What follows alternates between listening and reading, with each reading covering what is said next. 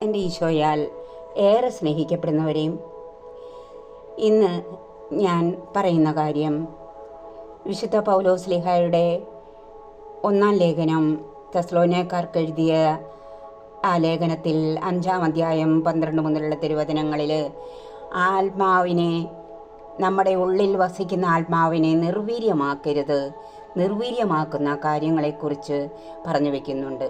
എങ്ങനെയാണ് ആത്മാവിനെ നിർവീര്യമാക്കാതിരിക്കുവാൻ നാം ശ്രദ്ധിക്കേണ്ടത്? ആ 8 കാര്യങ്ങളും ഞാനിവിടെ നിങ്ങൾക്ക് എടുത്തു പറയുകയാണ്.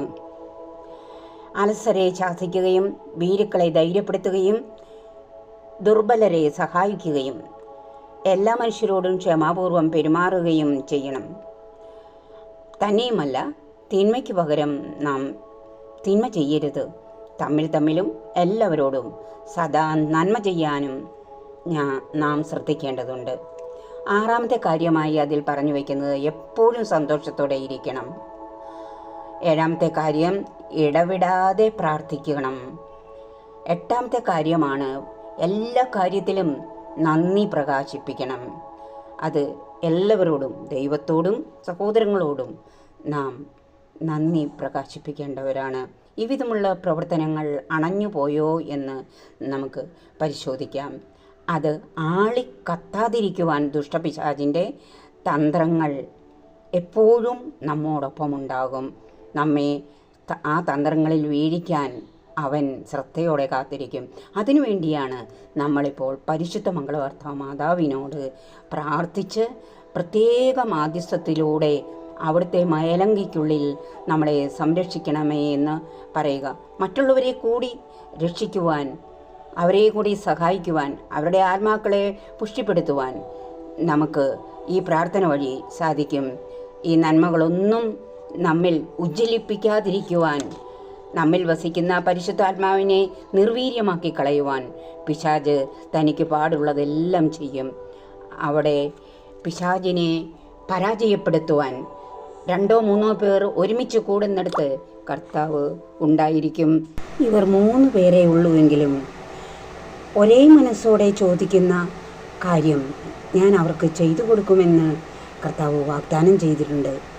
ഈ വാഗ്ദാനം പ്രാപിക്കുവാൻ നമുക്ക് ഏക മനസ്സോടെ പ്രാർത്ഥിക്കാം. ശിഷ്യന്മാരോട് കൂടെ പ്രാർത്ഥിച്ച് പരിശുദ്ധാത്മാവിനെ നൽകിയ പരിശുദ്ധ അമ്മ തിരുസഭയുടെ ആരംഭത്തിൽ തന്നെ ആത്മാവിനെ ശിഷ്യന്മാർക്ക് നൽകുവാനായി തീക്ഷ്ണതയോടെ പ്രാർത്ഥിക്കുവാൻ ശിഷ്യർക്ക് ധൈര്യവും പ്രചോദനവും ആത്മീയ ഐക്യവും നൽകിയതുപോലെ നമുക്കും നൽകുവാനായിട്ട് നമുക്ക് പ്രത്യേകം പ്രാർത്ഥിക്കാം. നമ്മിൽ ഓരോരുത്തരിലും വസിക്കുന്നത് ഒരേ ആത്മാവ് തന്നെയാണ്. കർത്താവേ, നീ എനിക്ക് ദാനമായി തന്ന ആത്മാവിനെ നിർവീര്യമാക്കുന്ന പ്രലോഭനങ്ങളിൽ ഞാൻ വീഴാതിരിക്കുവാൻ എനിക്ക് നിൻ്റെ തിരുരക്തത്തിൻ്റെ സംരക്ഷണം നൽകണമേ എന്ന് ഈ ദിവസത്തിൽ നമുക്ക് പ്രത്യേകമായിട്ട് പ്രാർത്ഥിക്കാം. നാളെ വിശുദ്ധ കുർബാനയിൽ തിരുക്കാസയിൽ നമ്മെ മുഴുവനും, ഈ ലോകം മുഴുവനുമുള്ള എല്ലാ ജനതകളെയും നമുക്ക് തിരുക്കാസയിൽ സമർപ്പിക്കാം. നമ്മെയും ലോകം മുഴുവനെയും സമർപ്പിക്കുമ്പോൾ അവരിലെല്ലാമുള്ള പൈശാചിക ശക്തികൾ, പൈശാചിക പ്രലോഭനങ്ങൾ അകന്നു പോകും. എല്ലാ അധികാരികളെയും നേതാക്കന്മാരെയും യുദ്ധരംഗത്ത് ഉള്ള എല്ലാ മക്കളെയും സമർപ്പിച്ചുകൊണ്ട് ആത്മാവിനെ നിർവീര്യമാക്കി കളയുന്ന എല്ലാറ്റിൽ നിന്നും ഓടി അകലുവാനുള്ള കൃപാവരം അവർക്ക് പരിശുദ്ധ അമ്മ വഴി ലഭിക്കട്ടെ. അതിനായി നമുക്ക് കർത്താവിൻ്റെ വാഗ്ദാനങ്ങൾ പ്രാപിക്കുവാൻ, നമ്മൾ യോഗ്യരായി തീരുവാൻ സർവീശ്വരൻ്റെ പരിശുദ്ധ അമ്മയോട് ആയിട്ട് തന്നെ നമുക്ക് ഇപ്പോൾ പ്രാർത്ഥിക്കാം. വിശുദ്ധ കുർബാനയിൽ പ്രത്യേകമായിട്ട് കുമ്പസാരിച്ച് ഒരുങ്ങി വിശുദ്ധ കുർബാന സ്വീകരിച്ച് മാർപ്പാപ്പയുടെ നിയോഗാർത്ഥം നാം പ്രാർത്ഥിക്കുമ്പോൾ തീർച്ചയായും നമുക്ക് അനുഗ്രഹങ്ങൾ ലഭിക്കും. അതിനായി നമുക്ക് കുമ്പസാരിച്ചൊരുങ്ങാം. ആത്മാവിനെ നിർവീര്യമാക്കപ്പെടുന്ന പ്രവർത്തനങ്ങൾ നമ്മിൽ നിന്നുണ്ടായിട്ടുണ്ടെങ്കിൽ അതിനെല്ലാം ഈ 8 കാര്യങ്ങളും വെച്ച് നമുക്ക് മാപ്പ് ചോദിക്കാം.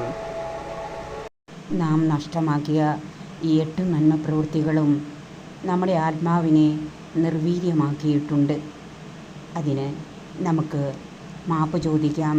അടുത്ത ദിവസം നമ്മുടെ കുമ്പസാരത്തിൽ നാം ചെയ്യാതെ പോയ നന്മ പ്രവൃത്തികൾ 8 നമുക്ക് ആത്മപരിശോധനയ്ക്ക് വിഷയമാക്കിക്കൊണ്ട് ഏറ്റുപറഞ്ഞ് കുമ്പസാരിക്കാം.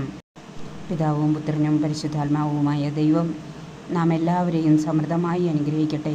നല്ല കുമ്പസാരത്തിലൂടെ പരിശുദ്ധാത്മാവിൻ്റെ കൃപ ധാരാളമായി നമ്മിലേക്ക് ചൊരിയപ്പെടാൻ കാരണമാകട്ടെ എന്ന് പ്രത്യേകമായി ഈ ദിവസം പ്രാർത്ഥിക്കുന്നു.